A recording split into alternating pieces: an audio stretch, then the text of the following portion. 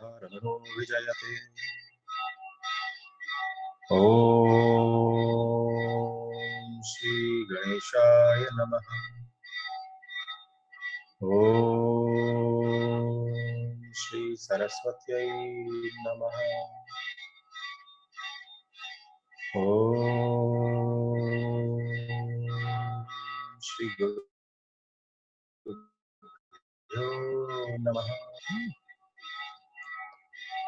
ओम नमो भगवते वासुदेवाय।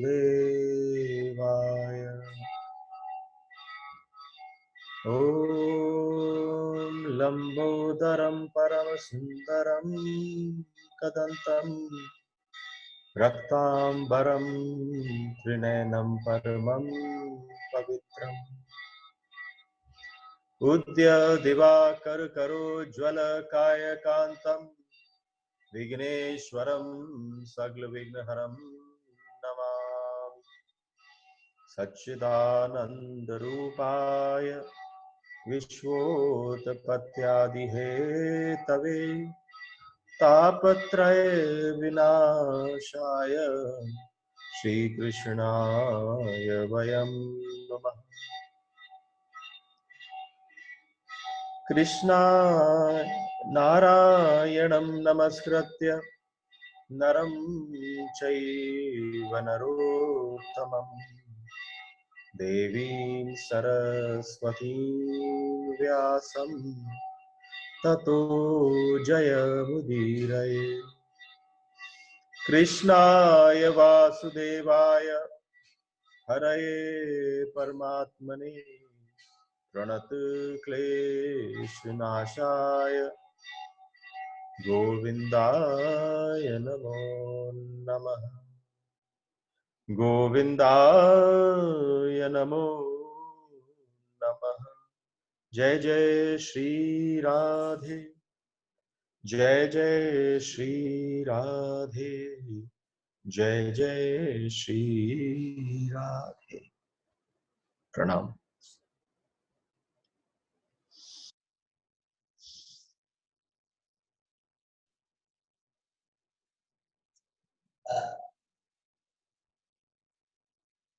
जब भी आप किसी यात्रा पर चलते हैं, so whenever you are taking a journey, आप देखते हैं प्रारंभ में कितना फैलाव होता है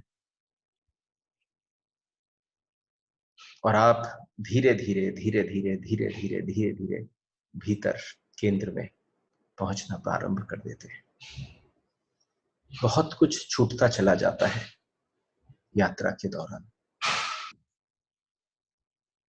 एक जगह पर है जहां पर आप बहुत कुछ संग्रहित करते हैं और एक स्थान है जहां पर आप बहुत कुछ छोड़ देते हैं। When you leave everything. ये अंतःकरण, ये आपके भीतर की यात्रा में धीरे धीरे सब कुछ छूटना प्रारंभ हो जाता है। I always tell everybody whenever they come as seekers, जब कोई जिज्ञासा को लेकर सामने आता है तो आप समझो उस जिज्ञासु की उस शेयरिंग में, उस आनंद में एक तैयारी होती है। और जब आपकी जिज्ञासा न हो और जिज्ञासा से पहले आपको प्राप्त होने लग जाए तो आपको उस चीज की वैल्यू नहीं होती। हम कितने स्वतंत्रता में जी रहे थे, कैसा अपने इस पृथ्वी का जो भोग है उसको भोग रहे थे, और एकदम एक मोमेंट आया और आप समझिए सभी लोग अपने अपने बिलों में जाके बैठ गए। घर बिल ही तो है, अंदर प्रविष्ट हो गए। There is no other way that we can see that we will be able to सुरक्षित रहना है, तो आप अंदर प्रवेश कर गए। एक साइकिल है, उस साइकिल से एक टाइम लगता है आपको हीलिंग में। अगर कभी वायरल होता है तो डॉक्टर कहता है 3, 5 या 7 डेज का हो सकता है। अगर कोई और चीज है तो उसका भी एक पीरियड है। लेकिन just look around yourself, Yesterday I was thinking this was a time around the 31st March, first week of April. Vrindavan used to have all their air conditions off. But this is such a great moment that how the earth is controlling the entire temperature around us. How everything is getting controlled. Abhi, it's no doubt it's a little, it is getting on the warmer side. It's not hot. But still, you don't feel like switching on the ACs right now. नहीं तो अभी तक हालत ऐसी हो जाती, हम सब हॉट गैसेस अपने अपने यहाँ से गाड़ियों से सब जगह से दे रहे होते। ये अर्थ के हील करने का आनंद है कि आप देखिए चारों तरफ वातावरण कैसा शुद्ध हो गया है। ये आपका भी अवसर है। Heal yourself. This has been quite some time. You also needed healing. कल उस हीलिंग की यात्रा में हम लोगों ने श्रवण किया शुद्ध मन। तो आपकी शायद एक डेफिनेशन, एक धारणा बिल्कुल बदल गई होगी कि न तो शुभ को पकड़ना है और न अशुभ को पकड़ना है। जो अशुभ है अगर वो बुरा है उसको पकड़ा, जो शुभ है जो अच्छा है उसको पकड़ा, तो आपने अपने मन को बंधन में ले आए। I think just get over it. If at this point of time you have lived enough, you have already enjoyed this life the way you wanted it to be, now just do it. The nature of this body says so. जो आपका nature है, जो आपका वास्तविक स्वभाव है, अगर आप वास्तविक स्वभाव की भांति इस पल अपने आप को उत्तर दे सकते हैं, वास्तविक स्वभाव, आपकी ओरिजिनलिटी, बहुत हो गई आर्टिफिशियल लाइफ।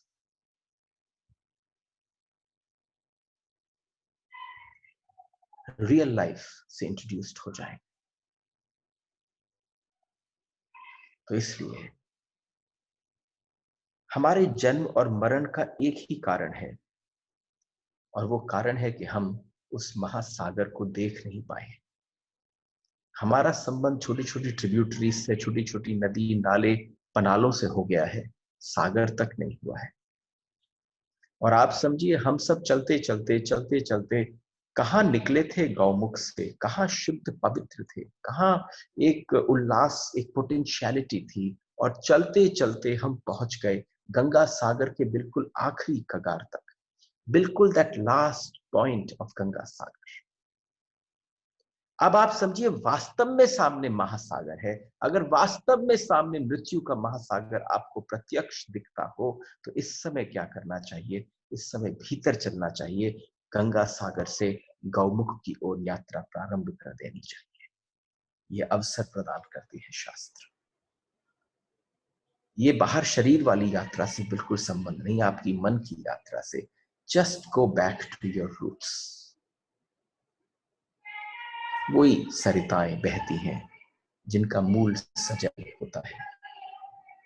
रामचरितमानस में एक बड़ी सुंदर चौपाई आती है, सजल मूल जिन सरितन नाही, सजल मूल जिन सरितन नाही, बारी सुखाही।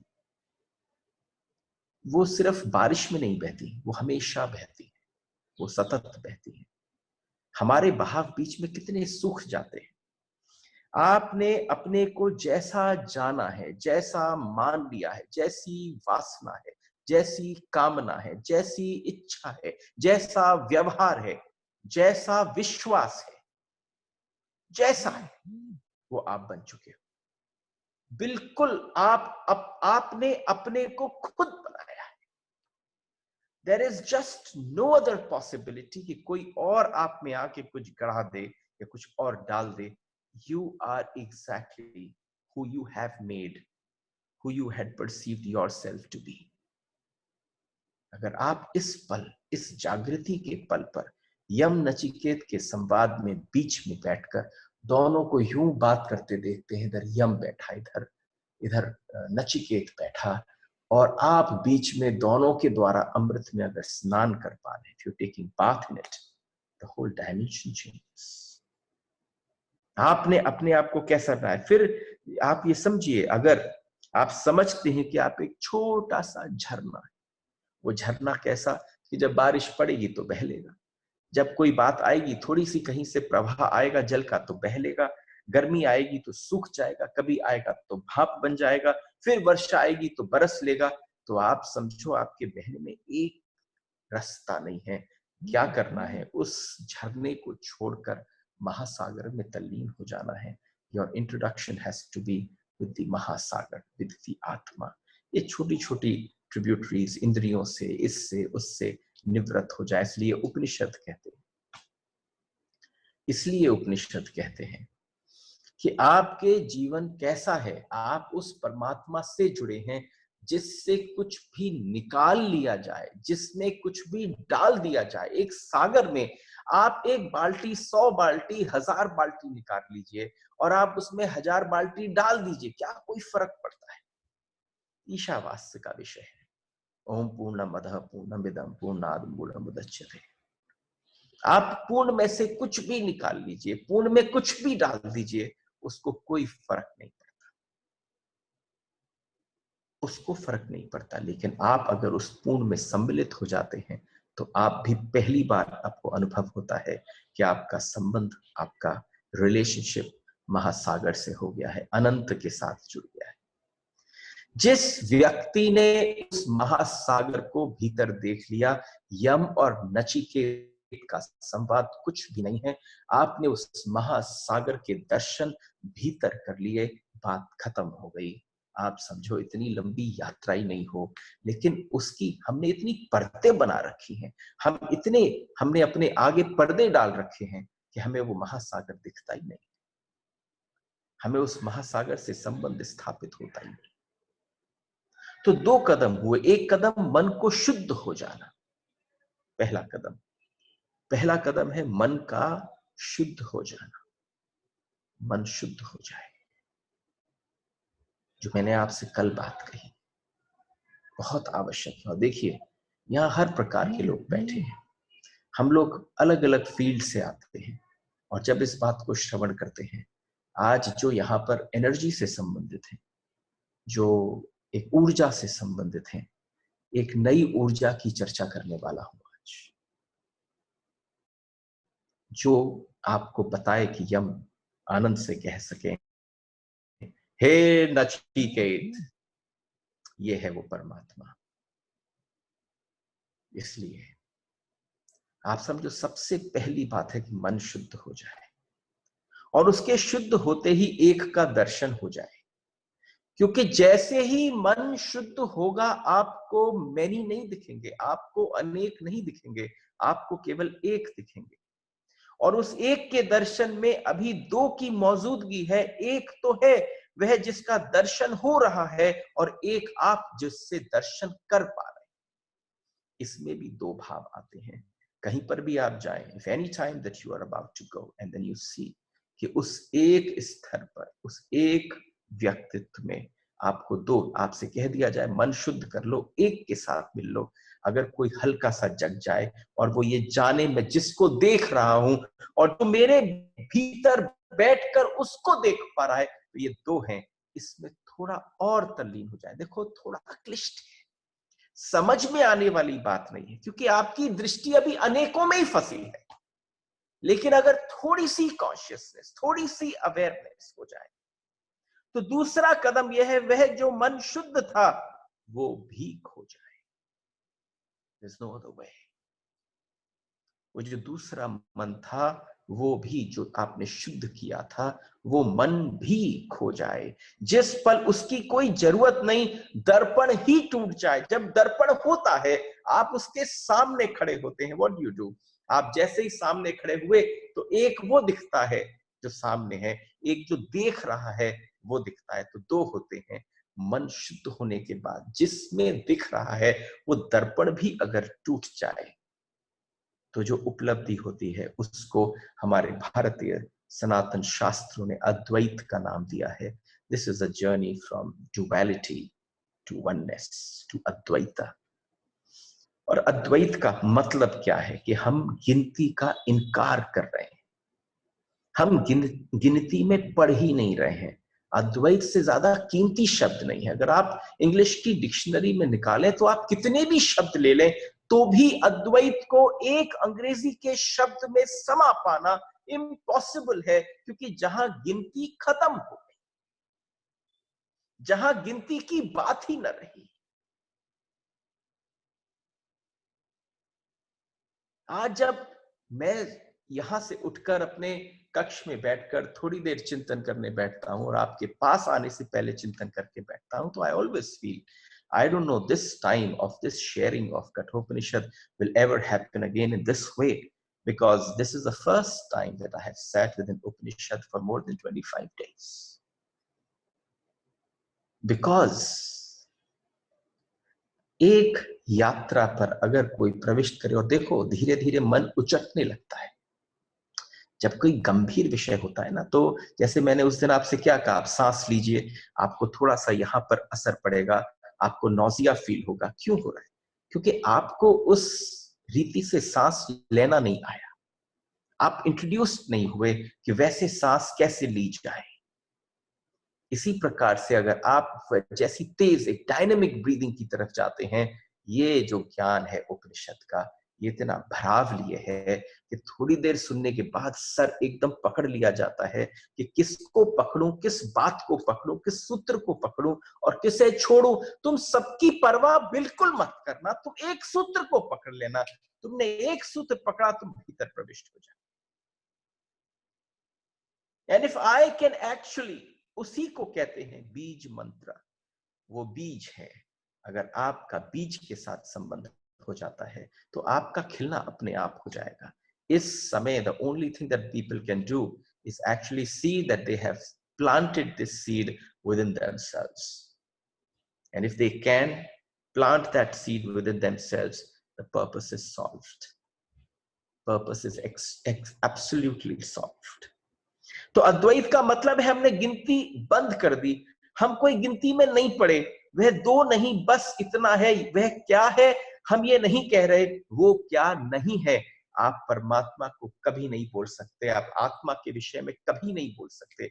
It is just impossible that you can talk or define आत्मा से कि आत्मा वो है, छोटी हो गई, तुम बड़े हो गए। आत्मा के विषय में, केवल परमात्मा के विषय में आप केवल इतना कह सकते हो, वो क्या क्या नहीं है।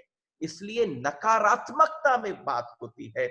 हमारे सारे वेदों में, वेद को जब समझ में नहीं आता, जब ऋषियों को समझ में नहीं आता वो तत्व, तो वो सारे तत्वों की बात क्या करते हैं, वो सारे तत्वों की बात करते हैं कि भाई कुछ नहीं किया जा सकता, असंभव है ये बात, क्या करें। तो नेति नेति कहकर ये भी नहीं, वो भी नहीं।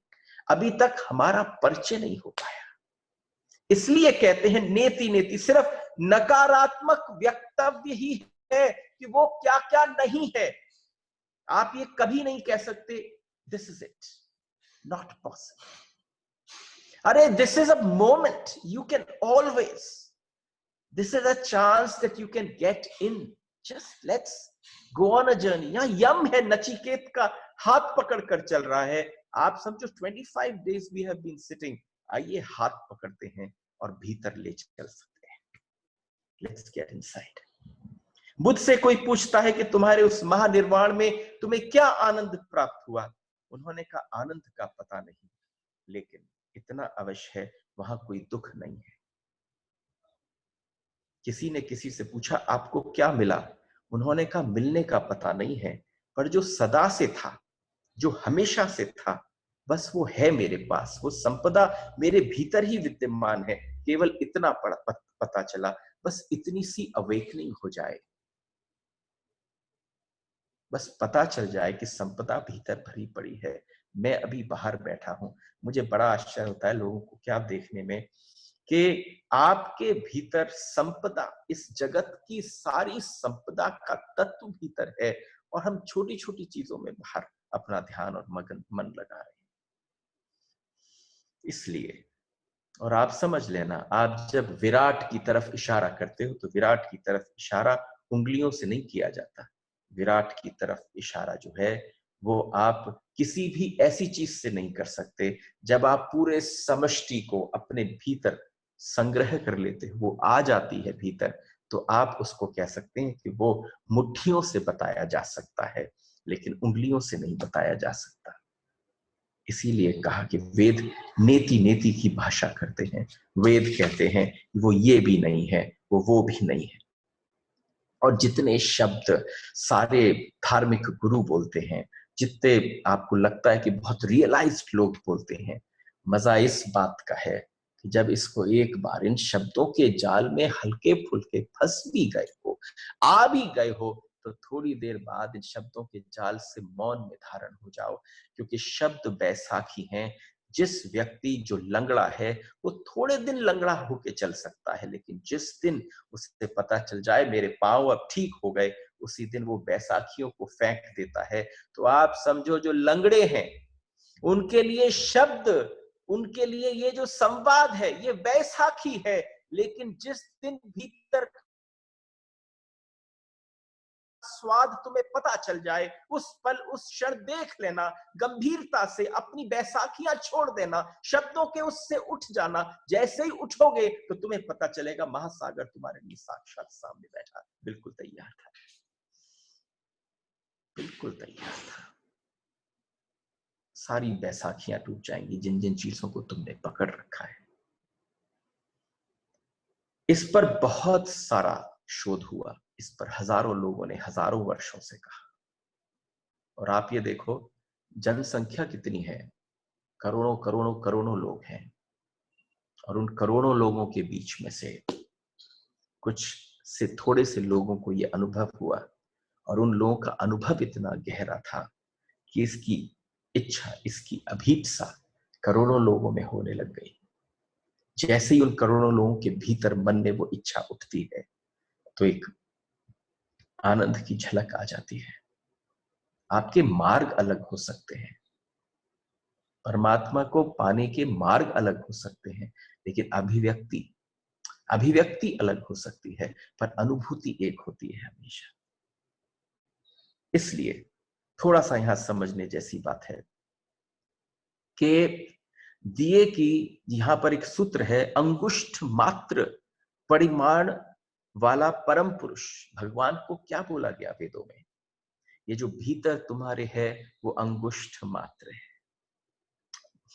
बड़ा क्रिटिकल है समझना कि आपका भगवान कितना बड़ा है, कि भाई अंगूठे के बराबर है। तो भगवान किस में भी व्याप्त है? कि भाई भगवान चींटी में भी व्याप्त है और हाथी में भी व्याप्त है। क्या अंगूठे के ही बराबर है? कि ना। इसे समझने की बात है, तुम्हारा अंगूठा जितना बड़ा है, चींटी का अंगूठा उसके हिसाब से उतना बड़ा है, हाथी का अंगूठा उसके हिसाब से उतना बड़ा है। तो वेदांत के ऋषियों ने कहा कि वो जो अंगुष्ठ मात्र परिमाण वाला परम पुरुष परमात्मा शरीर के मध्य भाग हृदयाकाश में स्थित है। ये कहा गया। जैनियों ने इस परंपरा को दूसरे से कहा, उन्होंने कहा संभव ही नहीं है, वो अंगुष्ठ मात्र का नहीं हो सकता, वो तो जितनी बड़ा ये शरीर है उस पूरे में आपकी आत्मा फैली हुई है। लेकिन उपनिषदों का सिद्धांत कहता है कि उपनिषद ये अंगुष्ठ मात्र परिमाण वाला, ये थोड़ा सा विवादास्पद है, इस पर बहुत अलग अलग सिद्धांतों में चर्चा करी गई। लेकिन मैं इस बात को साबित करने की चेष्टा करूंगा कि किस प्रकार से हमारा परम आत्मा, हमारा जो परम तत्व हमारे भीतर विद्यमान है। क्योंकि भाषा कभी कभी सिंबॉलिक हो सकती है। जब कभी रामायण पर बोलते हैं और वाल्मीकि रामायण पर बोलते हैं, तो हमसे किसी ने पूछा how is it possible, how is it possible, ये रावण के 10 सिर थे ना। ये जो बातचीत है, ये जो पता है, ये जो आपने पढ़ा है शास्त्र में, ये अतिशयोक्ति है। ये अतिशयोक्ति क्यों है? क्योंकि जब तुम्हारी आंख में, कान में, नाक में, जीभा में, इंद्रियों में इतना सामर्थ आ जाए कि जो एक मुंह पर ये लगी हैं पांचों इंद्रियां, उसके अलावा आप 10 और आपके सर होते, उनके बराबर का आप इस काम वासना को, लोभ को, मोह को, मद को, क्रोध को अपने भीतर संग्रहित कर पाते, तब कहा जाता है दशानना। यानी ये व्यक्ति एक सर में 10 सर की क्षमता रखता है, उसको दशानन कहते हैं। 10 सर की आवश्यकता नहीं है। जिस दिन तुम्हारा लोभ ही खत्म ना हो, जिस दिन तुम्हारा काम ही खत्म ना हो तो समझो अतिशयोक्ति है, यानी तुम रावण जैसे हो गए। तुमने अपनी इंद्रियों का प्रयोग किस भांति किया। एक ये मूल तत्व है जिसकी चर्चा हमारे शास्त्रों में प्राय कर होती है। इसलिए कहा गया कि ये अंगुष्ठ मात्र है। और ध्यान क्या देना है, एक दिया जल रहा है, दिए की लौ छोटी सी है लेकिन पूरे कमरे को प्रकाश से भर देती है। वो दिया कौन सा है, वो दिया ही आत्मा है। देखो जो जो यहां सुन रहे हैं, अब बहुत गंभीरता से सुनना। तुम्हारा परिचय होगा, यम बता रहे हैं परमात्मा कैसा है। हजारों शास्त्रों को श्रवण करने के पश्चात इशारों में बात करी। यहां पर भी इशारे हैं लेकिन इशारे बड़े निकट हैं, वेरी क्लोज। और जब इशारे बहुत निकट और क्लोज हैं तो इशारे आपको क्या बताते हैं। उन्होंने बोला कि भाई ये जो आत्मा है ये दिया की भांति है। अंधेरे से अंधेरे कमरे में मात्र एक दिया जला दीजिए, कोई कोना नहीं रह जाता उस कमरे का जिसमें दिया प्रज्वलित न हो। एक एक कोना, दिया छोटा सा जल रहा है लेकिन प्रकाश की सीमा कमरे से तय होती है। दिया तो जल रहा है। उपनिषदों की यह धारणा है कि जो अंगुष्ठ मात्र है असल में दीप की ज्योति की धारणा है। दीप की ज्योति ही अंगुष्ठ मात्र की धारणा है। इसको इशारे से समझाया गया है कि आत्मा भीतर मात्र एक ज्योति की भांति है और उस ज्योति की भांति आत्मा भीतर विद्यमान है और अंगूठे के बराबर की जैसी है। यानी जितना बड़ा शरीर, जितना बड़ा कमरा, जैसा शरीर तुमको प्राप्त हुआ उस प्रकार से वैसी लौ, वैसा दिया, वैसा आत्मा तुम्हारे भीतर प्रविष्ट करी। जो भी विरोधाभास था गिर गया। और दीप की ज्योति की भांति दिए की ज्योति छोटी भी हो सकती है, बड़ी भी हो सकती है। ये उस आकार के ऊपर है जिसके भीतर वो प्रविष्ट करती है। दिए की ज्योति के आधार पर अंगूठे के बराबर की आत्मा की धारणा ली गई है। इसको ये नहीं कहा गया कि अपना अंगूठा नापो और को आत्मा इतनी बड़ी है ना, संभव नहीं। तो आपके पूरे शरीर को प्रकाश से भरा हुआ आपकी उंगलियों तक आत्मा नहीं आई। आत्मा सिर्फ आत्मा का प्रकाश आया है। आपके पैर की जो छोटी छोटी उंगलियां हैं उनमें आत्मा नहीं आई है। आत्मा तो हृदय आकाश के भीतर गुहा में है, लेकिन उसका जो प्रकाश है जो चारों तरफ फैला है शरीर में। अरे इफ यू कैन अंडरस्टैंड, जब छोटे से बालक का, अगर यहाँ कोई डॉक्टर है इस बात को प्रमाणित कर लेगा कि जैसे ही बच्चे का जन्म होता है उसके बीच में से जहां पर भी आत्म तत्व होता है, क्योंकि बच्चा गर्भ में तो कुछ भी नहीं कर रहा, बाहर आते ही सब कुछ करेगा, तो उसी समय डॉक्टर लेता है उस छोटे से बालक को और जब वो रोता है उसका जो रुदन है वो कोई साधारण रुदन नहीं है, वो बहुत ट्रॉमेटिक रुदन है। क्योंकि अंदर की ऊर्जा फटकर शरीर के अंग अंग में पहुंच जाती है। लेकिन मृत्यु में क्या घटता है कि सारी ऊर्जा कटकर भीतर प्रविष्ट होती है और केंद्र में स्थापित हो जाती है, तब व्यक्ति की मृत्यु होती है।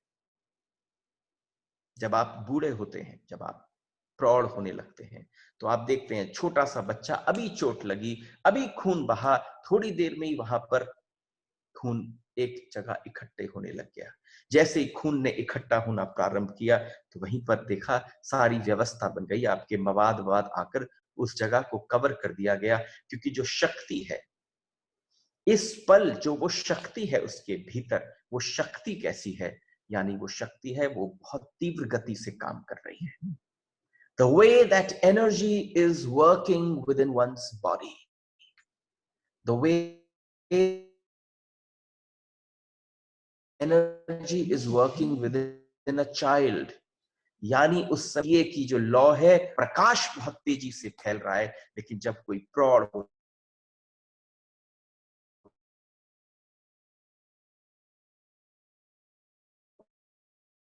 है और कोई ओल्ड, वही एक घात चारों तरफ से केंद्र की तरफ शुरू कर दिया। That is what it is. That has to be understood. दूसरी बात, ये जो हृदयाकाश में अंगुष्ठ मात्र आत्म शब्दों से लेना उचित नहीं है, इसको शब्द को पकड़ना उचित नहीं है, इसके भीतर छिपे इशारे को बहुत गंभीरता से पकड़ना आवश्यक है। इसके शाब्दिक अर्थ व्यवहार करना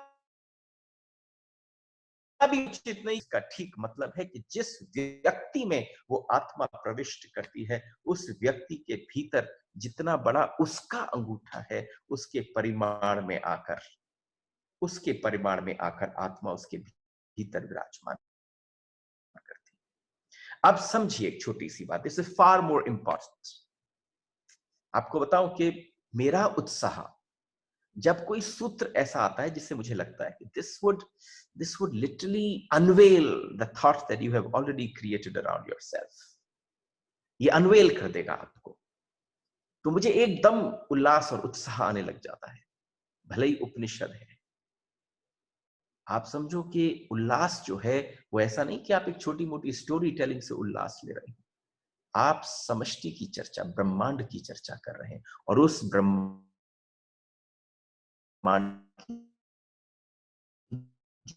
भीतर व्याप्त है, पीछे बहुत सारे वायर्स हैं, कनेक्टेड हैं, पर एक बल्ब लगा दिया। आप 5 कैंडल का बल्ब लगाए हैं, 5 कैंडल का प्रकाश मिल रहा है, कोई 50 कैंडल का बल्ब लगाया है, 50 वॉट्स का लगाया है, उसको 50 वॉट का बल्ब की लाइट मिल रही है। किसी ने 5000 वॉट का बल्ब लगाया है, उसको 5000 वॉट के बल्ब के मुकाबले लाइट मिल रही है। और आप समझो ये जो लाइट मिल रही है, ये इसका मतलब क्या है? इसका मतलब है कि लेकिन अब जब बल्ब की जितनी क्षमता है उतना प्रकाश आपको बल्ब दे रहा है, ये संबंध केवल आपसे है, भीतर चेतना उतनी है। आपने अपने अंदर कौन सा बल्ब फिट किया है, इस बाहर के रूप को, इस शरीर को। आप छोटे छोटे बल्ब हो, किसी में 1 वॉट जल रही है, किसी में 2-5 वॉट जल रही है, और एक समय ऐसा आता है कि कभी कभी आपको लगता है मेरे बल्ब की रोशनी बहुत कम हो रही है, तो समझ लेना मृत्यु बहुत निकट है। और अगर आपको लगे कि इस समय चेतना पूरी तरह से जागृत हो गई है, तो हजारों वॉटों का बल्ब जलना प्रारंभ हो जाए। जब कोई बुद्ध, कोई महावीर, कोई नानक, कोई दादू, कोई कबीर, कोई भी बड़ा बड़ा संत आया, उस संत के भीतर वह बल्ब जो है वो हजारों वॉटों से चल रहा था। वो जहां कहीं भी जाता था, आवश्यकता नहीं पड़ती थी, वो जाकर दूसरे व्यक्तियों के बुझे हुए दियों को भी उनको ज्योतिमान कर देता था। ये साक्षात अवस्था है। अगर कोई जलता हुआ, कोई जगमगाता हुआ बल्ब आपकी दिया आपके निकट आ जाए, गुरु की परंपरा किसको कहते हैं कि भाई एक बुझा हुआ, बिल्कुल बुझने वाले दिए के पास अगर कोई जलता हुआ दिया ले जाओ, तो उसी समय उसमें चैतन्य आ जाता है। यही बात यम और नचिकेत आपस में कर रहे हैं। यम समझा रहे हैं नचिकेत को, और आप समझो सबसे बड़ी बात यह है, ये आपके बस की बात है। जहां से आप परमात्मा से जुड़े हैं, आप जितने शुद्ध हो जाएंगे, उतने ही आप महास्रोत की शक्ति को भीतर महसूस कर कर उसको बाहर परोस पाएंगे। आया समझ में? It all depends upon you. आपको इशारे दिए जा सकते हैं। आप समझो, मैं बीच में आपसे कहा कि श्वास लीजिए, आइए भीतर की अग्नि को प्रज्वलित करते हैं। मैंने आपसे कहा ओम करिए, मैंने आपसे कहा हूं करिए। ये क्यों कहा? इसलिए कि आपने सुन लिया होगा, बहुत ही 2-4-5 लोग होंगे जिन्होंने कर लिया होगा। आपके भी जीवन में बहुत अलग अलग समय पर अलग अलग गुरु आए होंगे जिन्होंने आपसे कहा ये करो, ये करो, ये करो, ये करो। आपने कहा किस किस की? आपके भीतर बैठा भी एक परम गुरु है जो आपको उसी पल, उसी क्षण, उसी मोमेंट पर एक संबंध स्थापित करता है। And that's the most amazing way to connect with in yourself. आप उससे कनेक्ट हो जाते हैं तो बातें बिल्कुल अलग हो जाती हैं। सूत्र में प्रवेश करते हैं। अंगुष्ठ मात्र परिमाण वाला परम पुरुष शरीर के मध्य भाग हृदयाकाश में स्थित है, जो कि भूत, वर्तमान और भविष्य का शासन करने वाला है। उसे जान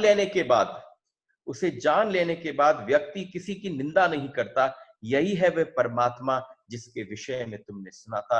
हे नचिकेत, यही है वो परमात्मा जिसके विषय में तुमने सुना था, जिसके विषय में तुमने पूछा था।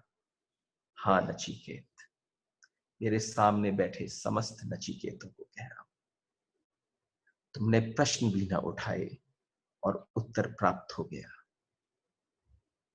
ये शास्त्रों की, ऋषियों की करुणा है कि हम जहां बैठे हैं, हमारे अभी प्रश्न शब्द न बन पाए थे और बस हम बैठ गए, और बैठने से जो उत्तर प्राप्त हुए वो अद्भुत है, अंगुष्ठ मात्र परिमेड़ वाला।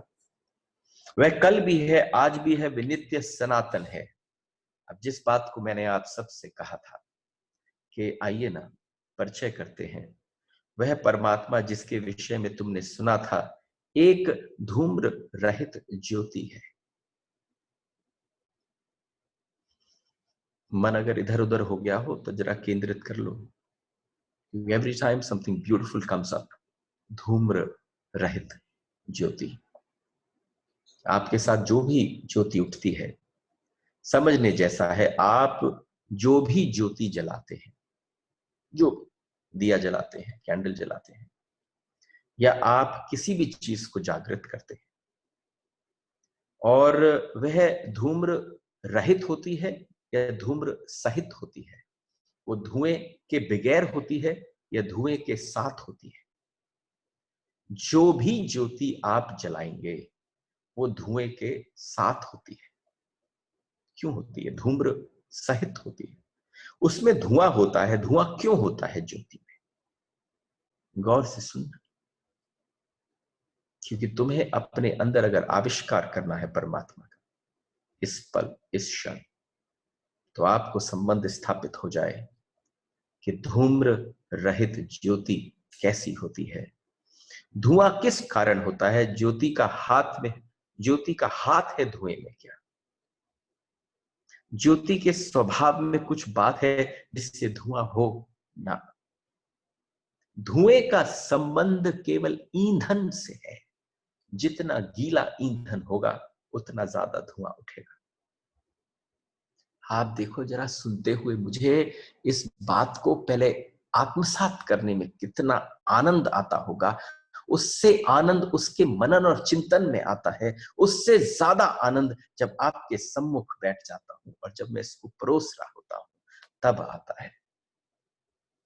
ये जो धूम्र सहित ज्योति है, ये जो धुआं है, ये ज्योति की वजह से नहीं है, ये केवल ईंधन की वजह से है। ईंधन जितना गीला होगा, अगर लकड़ी गीली होगी तो धुआं उतना ज्यादा उठेगा, लेकिन अगर लकड़ी सूखी होगी तो उतना धुआं नहीं उठेगा। सूखी लकड़ी जलाए तो धुआं कम रह जाता है। ज्योति पता चलती है, बिल्कुल सूखी लकड़ी हो तो धुआं करीब करीब ना के बराबर जलता है, पर फिर भी होता है। ऐसा संभव नहीं कि धुआं ना हो। इससे एक बात साफ है कि धुएं का संबंध ईंधन से है, ज्योति से नहीं। इसका मतलब हुआ कि धूम्र रहित ज्योति तो वही हो सकती है जो बिना ईंधन के हो। हे नचिकेत, चोट करने को बोलता हूं जब जब जोर से, आनंद से, तो आपको बार बार बता देना चाहता हूं, हे नचिकेत, जो धूम्र रहित अग्नि है, जो धूम्र रहित ज्योति है, वो सिर्फ तब हो सकती है जो बिना ईंधन के चलती हो। हे नचिकेत, तेरे भीतर जो तत्व इस पल, इस क्षण मौजूद है, वो बिना ईंधन के जल रहा है, जिसको तू आत्मा के नाम से जानता है। उसमें कहीं कोई लकड़ी, कहीं कोई फ्यूल, कहीं कोई कोयले, किसी चीज की आवश्यकता नहीं है। जरा गौर से भीतर जाकर प्रविष्ट करना, तुमने उसमें क्या डाला है। लेकिन हमारे जो ऋषि हैं, मनीषी हैं, जो मनस्विद हैं, जो पर्थ खोलते हैं, वो कहते हैं नहीं नहीं, क्या बात कर रहे हैं, ये जो ईंधन है जो आप खाते हैं वो भी तो ईंधन है, जो आप श्वास लेते हैं, ऑक्सीडाइजेशन कर रहे हैं, वो भी तो ईंधन है। लेकिन इस बात को अगर गंभीरता से श्रवण करें तो आपको समझ में आएगा कि जैसे ही वो जो ईंधन है, वो ईंधन कोई साधारण ईंधन नहीं है। आपका शरीर क्या है? शास्त्रों में अगर आपने इसको सुना और आपने अनुभव नहीं किया, आपका शरीर अन्नमय है, आपका शरीर जलमय है, आपका शरीर वायुमय है। ये सब तत्व आपके भीतर विद्यमान हैं। आपको ये वाले ईंधन की आवश्यकता केवल और केवल अपने शरीर के लिए पड़ती है, लेकिन वो जब भीतर प्रविष्ट हो जाता है, वो इस सबको जो कार्यान्वित कर कर चालू रखता है, उस वाले दिए को किसी ईंधन की आवश्यकता नहीं पड़ती।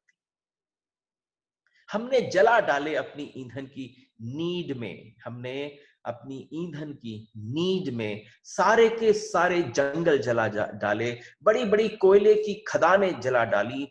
कहां भरा पड़ा है चारों तरफ हमारी धरती के नीचे फॉसिल फ्यूल्स, पेट्रोल, डीजल और अलग अलग प्रकार में हमने वो सारे धीरे धीरे खत्म करने की प्रार्थना तैयारी कर दी। और जब पृथ्वी को, सृष्टि को, प्रकृति को हमें रोकना पड़ा, तो आप देखो सबको घर में बैठा दिया।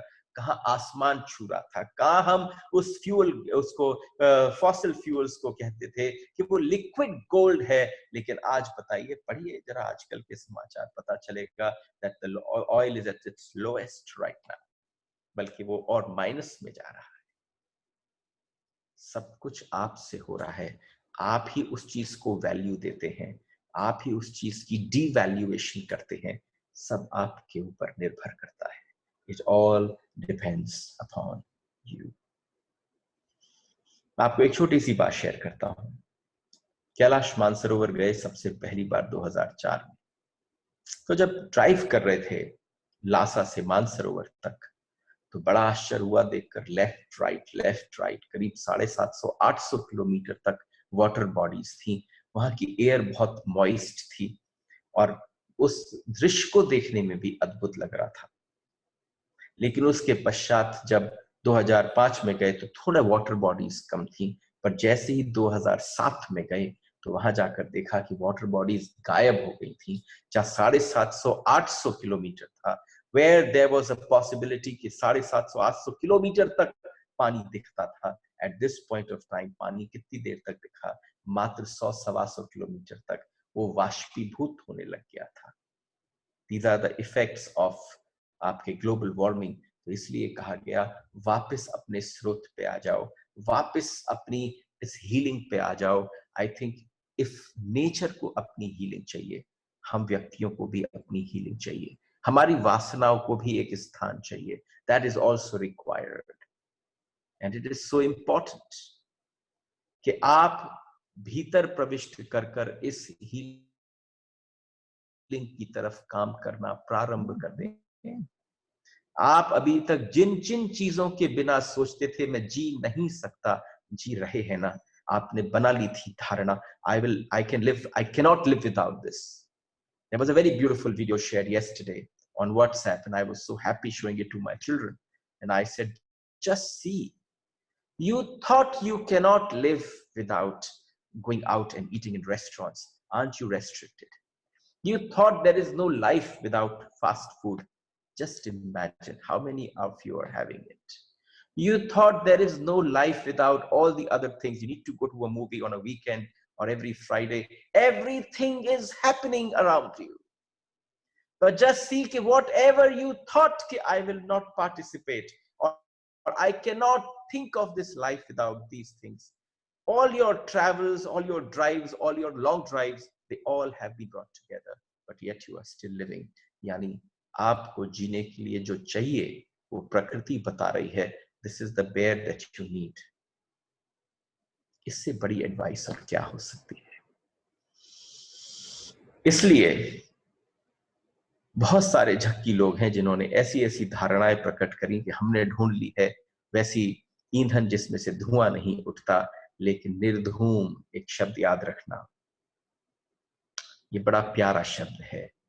एंड दैट वर्ड सेज निर्धूम ईंधन, धुआं रहित ईंधन ही परमात्मा है। जब धुएं के साथ किसी वजह से आप किसी कारणवश अग्नि प्रज्वलित कर कर किसी कारण से अग्नि और ज्योति प्रकट करते हैं, तो वो कोई भी कर सकता है, वो किसी भी प्रकार से हो सकती है।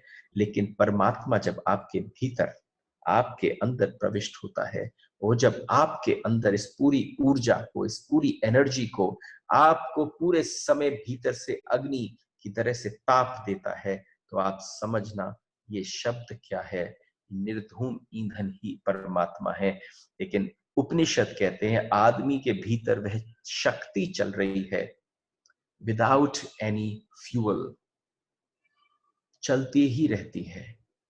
जब आपका शरीर छूट जाता है, व्हेन यू डाई, उसकी शक्ति खत्म नहीं होती, वो उसी पल उसी क्षण आप किसी भी प्रकार की कैसी भी अवस्था में ग्रसित हो, लेकिन वो दूसरी यात्रा पर निकल जाता है उसी कार्य को करने के लिए, ईंधन रहित। उसका ईंधन कभी समाप्त नहीं होता है, इसलिए निर्धूम कहा गया है। जो इस शब्द को पकड़ सकें वो बड़े आनंद से एक बार इसको अपने भीतर जरा ले जाकर इस शब्द को देखें, निर्धूम, धुआं रहित, जो मेरे भीतर विद्यमान है। आप में कहां धुआं उठ रहा है? धुआं जो है वो कार्बन डाइऑक्साइड है, आप उसे स्वीकार ही नहीं कर सकते, आप उसे अंदर लेकर ही नहीं जा सकते। अगर उसकी मात्रा बढ़ जाए तो यू विल डाई। लेकिन उसके भीतर, उसके अंदर से, उससे कोई धुआं नहीं उठता। आप कहेंगे जरा मुश्किल है बात समझना, क्योंकि मेडिकल साइंस से पूछे तो वो राजी नहीं होगी। वो कहेगी आप भोजन से ईंधन ले रहे हैं, जैसे मैंने अभी कहा, भोजन से ले रहे हैं और चीजों से ले रहे हैं। लेकिन नहीं, वो भोजन का ईंधन, वो श्वास का ईंधन केवल किस चीज का ईंधन है? शरीर की आवश्यकता के लिए है, आत्मा की आवश्यकता के लिए नहीं। इसलिए आइए एक सूत्र को पकड़ते हैं। आदमी के भीतर वस्तुतः समस्त जीवन के भीतर एक तत्व है जो बिना ईंधन के चल रहा है, उसको पहचान लो। यम कहता है नचिकेत, जो तेरे भीतर विद्यमान है वही परमात्मा है, वही साक्षात तेरे भीतर है। अंगुष्ठ मात्र परिमाण वाला पुरुष, परम पुरुष, धूम्र रहित ज्योति की भांति भूत वर्तमान और भविष्य पर शासन करने वाला परमात्मा ही आज है, कल है और नित्य सनातन है। He stays in all times, past, present and future. You will go 100%. There is no possibility that one will stay. Who has come? But he stays in all tenses. He will be there in all formats. He never leaves. उसके मिटने का कोई उपाय नहीं है, उसके मिटने का कोई कारण नहीं है। देयर इज नो पॉसिबिलिटी कि उसे कोई मिटा सके, उसे कोई हटा सके, क्योंकि जिसके जीवन का कोई कारण नहीं, उसके मृत्यु का कोई कारण नहीं। just catch hold of these small anecdotes that I use. जिसके मृत्यु का, जिसके जन्म का कोई कारण नहीं, उसकी मृत्यु का भी कोई कारण नहीं हो सकता। उसके, जिसके लिए ईंधन की, भोजन की कोई जरूरत नहीं, जो अपने आप में पर्याप्त है और उसके मिटने का कोई उपाय नहीं। अगर आप किसी चीज पर निर्भर हैं, जस्ट वॉच माय वर्ड, आप अगर डिपेंडेंट हैं, चाहे रिलेशनशिप्स में, चाहे किसी चीज पर, चाहे किसी वासना पर, चाहे किसी पर भी आप डिपेंडेंट हैं, तो आप समझना मिटना अवश्यम भी है, निश्चित रूप से मिटेंगे। लेकिन जो किसी चीज पर निर्भर नहीं है, वो कौन है? यम कह रहे हैं नचिकेत से, वो परमात्मा है। वो किसी पर डिपेंडेंट नहीं, पूरा जगत उसके ऊपर डिपेंडेंट है। वो दिखता भी नहीं। अछेद्यो अछेद्यो यमकादो यमक्लेद्यशोष्य एवच, न काटा जा सकता है, न बीन्हा जा सकता है। जिसके सामने कोई स्वरूप ही इकट्ठा नहीं होता, जिसको जानकार लोगों ने अलग अलग भावों से जान लिया है। और एक छोटी सी बात है, हे गौतम वंशी नचिकेत, जैसे वर्षा का शुद्ध अन्न जलों में मिलकर वैसा ही हो जाता है, उस प्रकार परमेश्वर को जानने वाले संत जन की आत्मा परमेश्वरमय हो जाती है।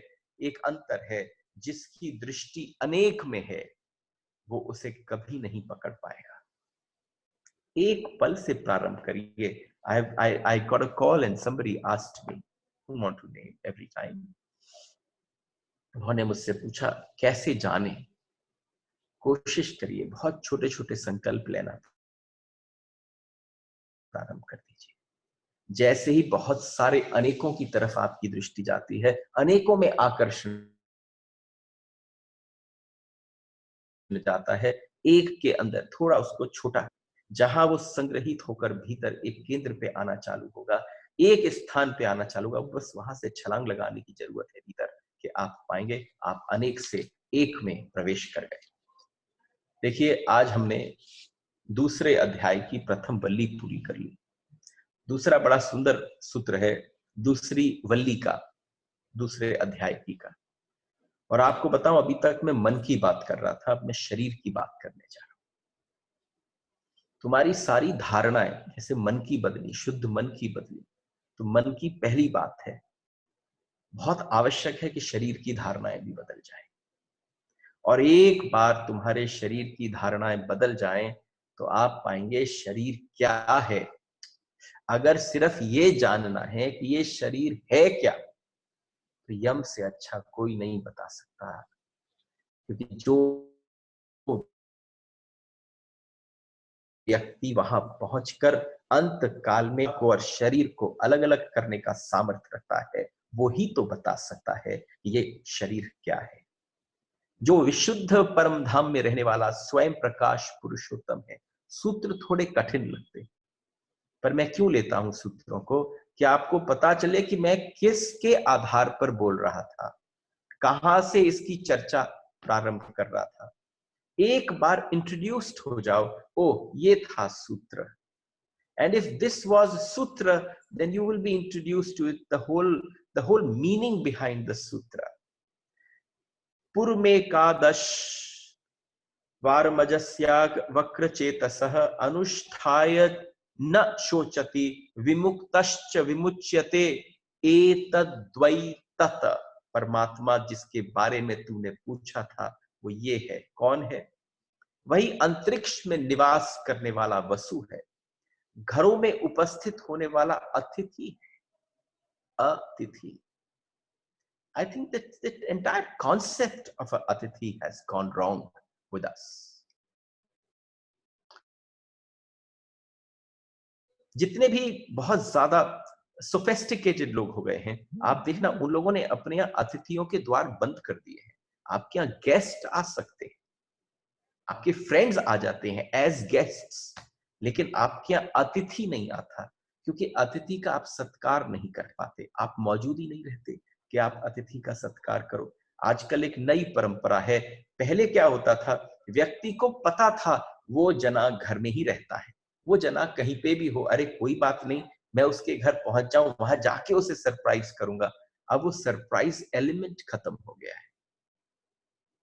इसलिए हो गया क्योंकि अतिथि का मतलब है जिसके आने की कोई सूचना ना मिली हो, जिसके आने का कोई पता ना हो, जिसकी तिथि निर्धारित ना हो, जो अपने मन और आनंद से आ जाए, उसको शास्त्रों ने कहा वो परमात्मा का ही रूप है।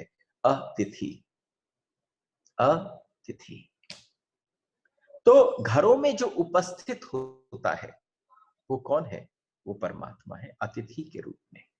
यज्ञ की वेदी पर स्थापित अग्नि रूप में है, तथा आहुति डालने वाला होता है, तथा समस्त मनुष्यों में रहने वाला, समस्त मनुष्यों में रहने वाला, मनुष्यों से श्रेष्ठ देवताओं में रहने वाला, सत्य में रहने वाला, आकाश में रहने वाला, जलों में नाना रूप के प्रकटों में रहने वाला, पृथ्वी के नाना रूप से प्रकट होने वाला, सत्कर्मों में प्रकट होने वाला, वो सब जो है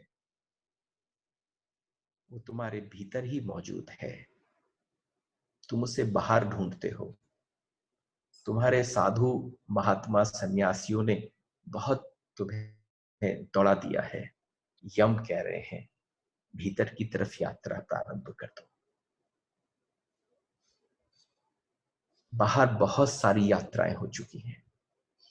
I think if this awakening does not come, then I would say this is also a moment that we have used these words of Yama and Nachiketa as entertainment, मनोरंजन। शब्दों से खेल लिए हम। उपनिषद के ऋषियों के मन में शरीर के प्रति कोई निंदा नहीं है। निंदा क्यों करेगा वो उपनिषद का ऋषि? यम निंदा नहीं कर रहे शरीर की। यम क्या कह रहे हैं? यम एक बड़ी आनंददायक बात कर रहे हैं। यम कह रहे हैं मनुष्य के शरीर के प्रति ऋषियों का बहुत सद्भाव है, बहुत श्रद्धा भाव है, क्योंकि मनुष्य का शरीर वस्तुतः मंदिर है। मंदिर किसको कहते हैं? जिसमें परमात्मा वास करते हैं। ये शरीर जिसकी चर्चा कल करूंगा, आपको बताऊंगा कि ये मंदिर कैसे है। इसके अंदर जहां परमात्मा रहने लग जाए, उसकी निंदा भी तो गलत है। लोग क्या करते हैं? वो कहते हैं शरीर ही सारे जड़ का, सारे दुखों का कारण है, तो उनको बिल्कुल ज्ञात नहीं है, असंभव है बात। उनका अभी इंट्रोडक्शन नहीं हुआ अपने आप से ही। अगर वो जान जाए कि इसके भीतर ही परमात्मा वास करता है, तो आप स्वयं जो अपने शरीर के साथ खिलवाड़ करते आए हैं, आपके सारे खिलवाड़ शांत हो जाएंगे। इस शांति के साथ मैं आप सबको प्रणाम करता हूं और आज के सेशन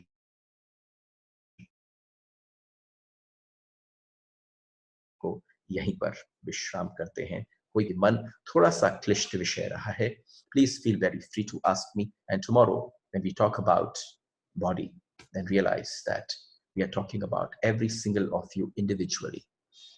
Pranam. Radhe Radhe.